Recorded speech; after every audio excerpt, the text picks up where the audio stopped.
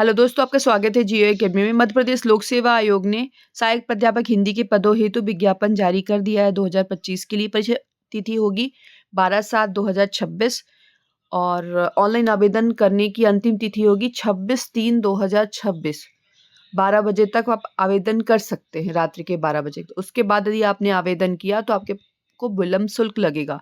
27/3/2026 से लेकर दिनांक 2/4/2026 रात्रि के 12 बजे तक ऑनलाइन आवेदन विलंब शुल्क 3,000 रुपये लगेगा।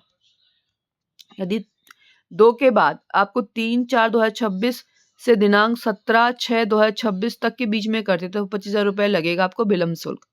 और त्रुटि के लिए रहेगा 50 रुपये और त्रुटि सुधार केवल एक दिन मिलेगा, 17/6/2026 तक ही किया जा सकेगा।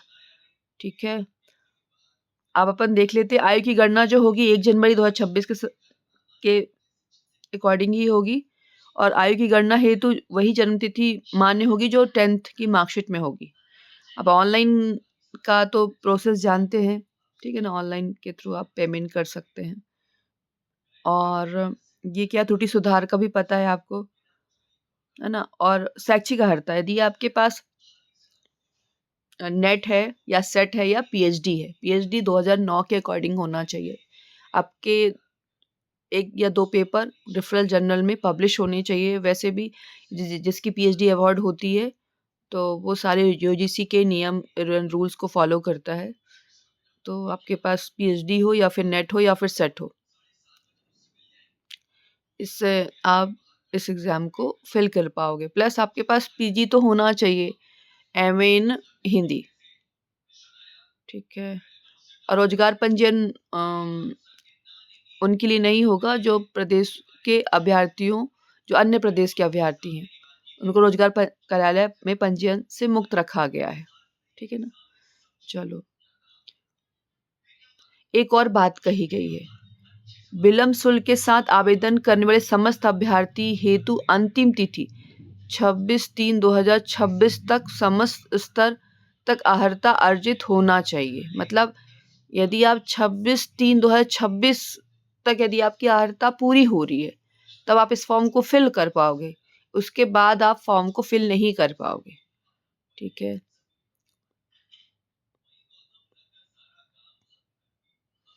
यदि आपने ऐसा किया तो आपके दस्तावेज अमान्य घोषित हो जाएंगे।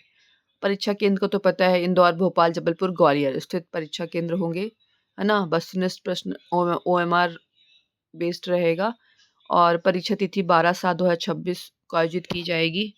ठीक है, परीक्षा नियम निर्देशन, इसमें वही लिखित परीक्षा होगी, साक्षात्कार के प्राप्तांक होंगे, फिर श्रेणीवार कट ऑफ जाएगा, फिर अंतिम चयन के पूर्व कदापि प्रदर्शित नहीं किए जाएंगे।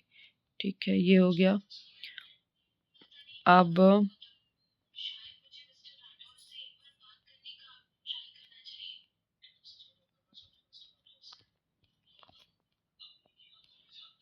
रिक्त पदों की संख्या देख लेते हैं।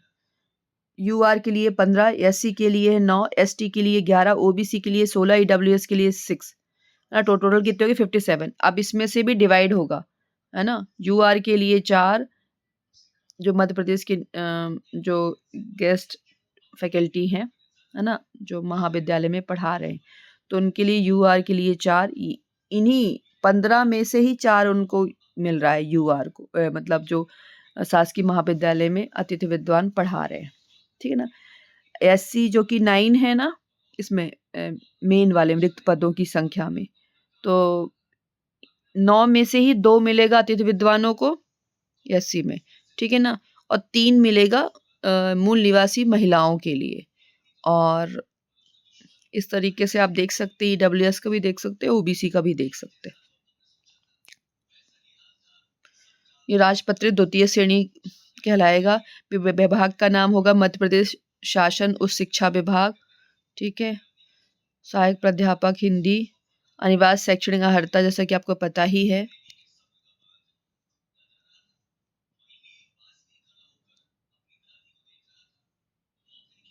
ये तो हर कोई जिसने भी पीएचडी कर ली है या अवार्ड हो गई है तो वो तो हर रूल्स को फॉलो ही करता हुआ है। ठीक है ना। हिंदी, यदि एलाइड सब्जेक्ट होगा तो भाषा विज्ञान लिंग्विस्टिक। ठीक है। 21 वर्ष की आयु पूर्ण कर ली हो किंतु 40 वर्ष की आयु पूर्ण ना की हो। अधिकतम आयु, अधिकतम आयु में दी गई छूट उनको मिलेगी, SC ST OBC और महिलाओं को मिलेगी। यदि किसी भी प्रवर्ग में मध्य प्रदेश की मूल निवासी महिलाओं के आरक्षित पद उपयुक्त महिला अभ्यर्थी के अभाव में उसी प्रवर्ग के पुरुष उम्मीदवारों के चयन द्वारा भरे जा सकेंगे। अच्छा, ठीक है, आप ये देख सकते हैं।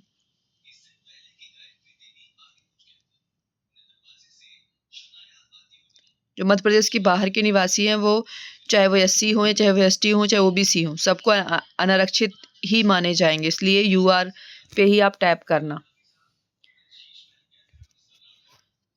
और चयन प्रक्रिया OMR सीटों की नेगेटिव मार्किंग की तो बात कही है, देखो क्या होता है। ऐसा भी हो सकता नेगेटिव मार्किंग ना हो, क्योंकि अभी कोई एक एग्जाम हुआ था उसमें नेगेटिव मार्किंग लिखा हुआ था, लेकिन एडमिट कार्ड में आया कि नेगेटिव मार्किंग नहीं है, ऐसा कुछ करके। ठीक है, ये भोपाल रहेगा, इंदौर और ग्वालियर जबलपुर 4 ही सेंटर हैं, जैसा कि आप देख पा रहे हैं। अभी से आप फॉर्म फिल कर सकते हैं, नहीं 27/2/2026 से फॉर्म फिल कर सकते हैं, और 26/3/2026 नहीं 27/2/2026 से लेकर के 26/3/2026 तक आप फॉर्म फिल कर सकते हैं। ठीक है, ये पूरा शेड्यूल दिया गया है।